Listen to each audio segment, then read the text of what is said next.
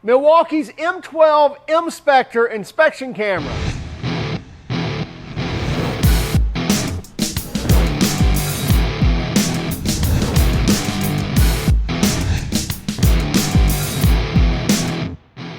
This is the Milwaukee 2323, and as we mentioned, it runs on their M12 battery platform, and it's their M12 M-Spector inspection camera. Comes with a 4-foot lead as well as some other accessories.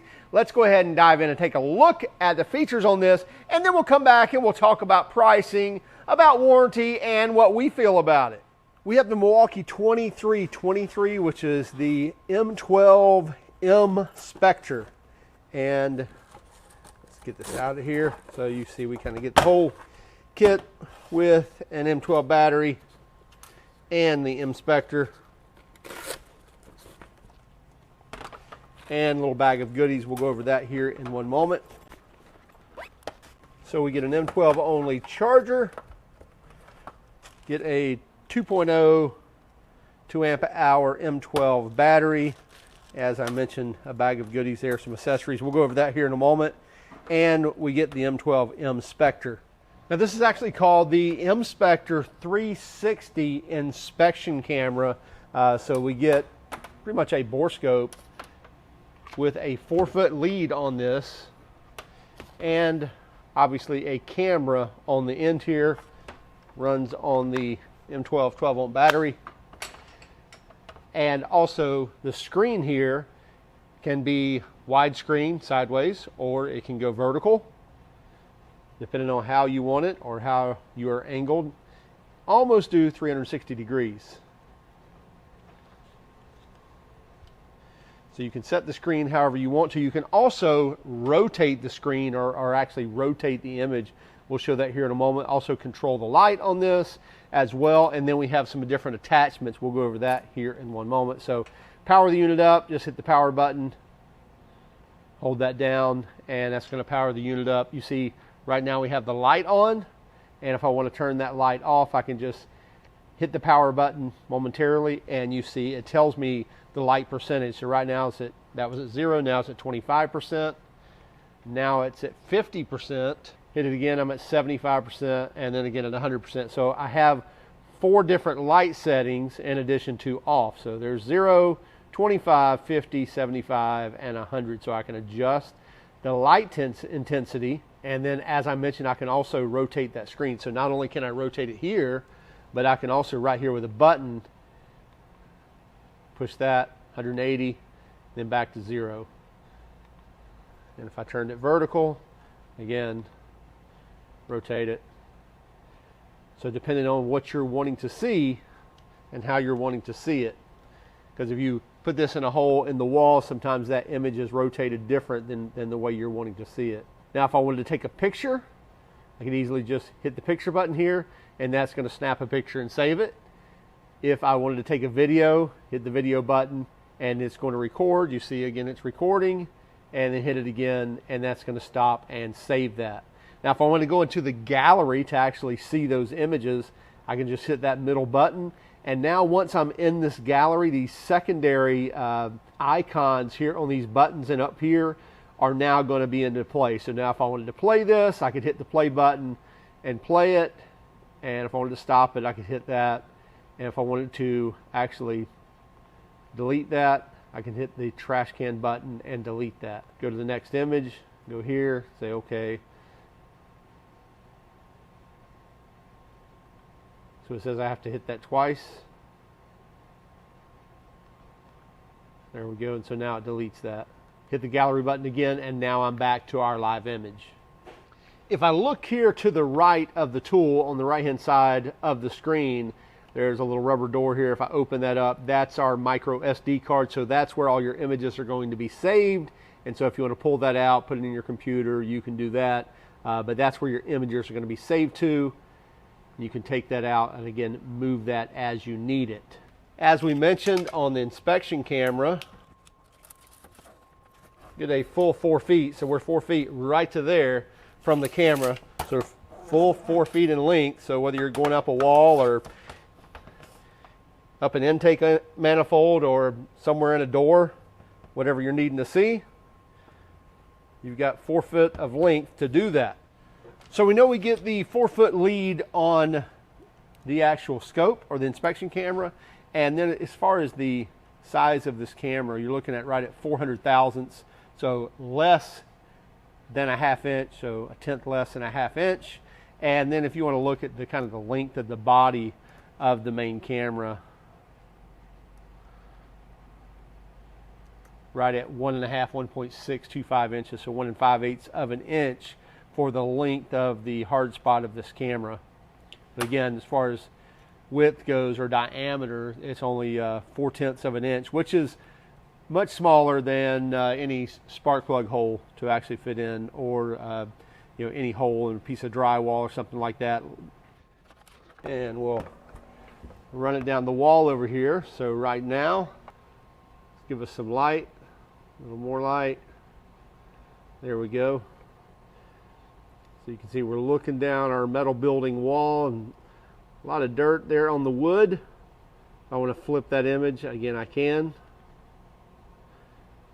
Take a picture, I can do that. But now let's take a look at a couple of other accessories here. Let me turn that light off. There we go. So light's off. So right here on the tip, there's a couple little detents right here at the base of the camera, and you can install these different accessories. So I can put this on, and this is more of a camera guard, or kind of keeps you centered if you want to go down a drain pipe or something like that. And again, when you put these on, you can kind of put them on anywhere, but you want to put it on in a way that it's going to lock into those small detents on there, and then it'll keep that from wanting to pop off. Kind of locks into those detents there. Then another one we have is a hook.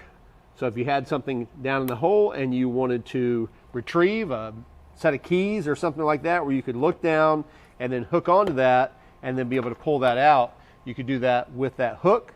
So pretty cool accessory there. Then another one would be this one here, and this is a magnet. So again, we're going in, we're trying to retrieve something. So we're staring at the magnet, but we can also see around that magnet.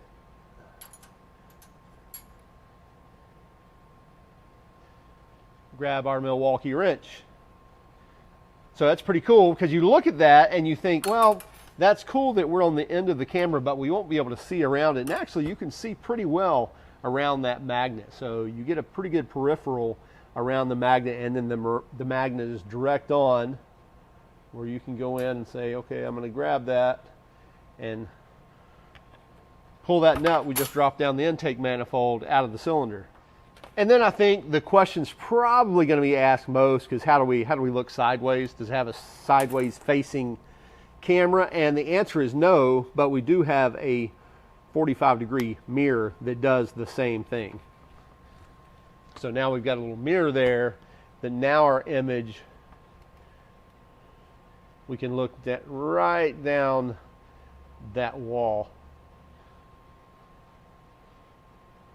So you can see now, we can see at 180 degrees of the camera. And pretty clear image, if you will, as well. And you can see a little bit of peripheral around the outside, so straight on. And you can see that 180 degree reflection as well. So just to be clear, you got a 45-degree mirror, which is going to turn into a 180-degree view. I'm sorry. We've got a 45-degree mirror, which is going to turn into a 90-degree view. So I think I was saying 180, but you get what I'm saying. Basically, a right angle to the camera is what we're going to be seeing now. So that is really nice. So down into a cylinder, and you want to see the top of the piston. Obviously, you're going to take this off, but you want to see the cylinder walls. We want to have that on so we can see sideways and see those cylinder walls and see how well they are. So I purposely chose a place that was a little dark over here, and we've got our camera on, we've got our light on, and I'm going to go in here, one of these cylinders, and sorry when the shakiness stops here. Well, you can see the cylinder heads are off of this. We're looking at the top of that piston, and so we can see there's some carbon buildup on that piston, and the cylinder walls don't look exactly great either, but probably been sitting a little while. If I want to flip that screen, again, I can. Even if I wanted to get a little closer, I can hit the magnify button and I can go 1, 2 times, 3 times, and even 4 times magnification. Take that picture if I need to. And I can back out to 1 times magnification. So there's a kind of an open cylinder. Obviously we could be down through a spark plug hole if we needed to. But let's look over here in the next cylinder, and we're missing something there. Well, I think there should be something in that hole. There should be a piston down in there, and we're not seeing a piston. In fact, I'm seeing the crankshaft and the next rod there sitting on the crank journal. Well, let's find out why. Let's take a look at those cylinder walls. So I'm going to put on my mirror and turn my light down to 25%. And you can see right there we got a big crack in the cylinder wall of that cylinder. So right there, a big crack. Yeah, there we go. Look at there. Yeah, I think we got a problem with our block. I think number 2 cylinder is gone. So without pulling the heads, we could have easily seen that with something like this right through this spark plug hole.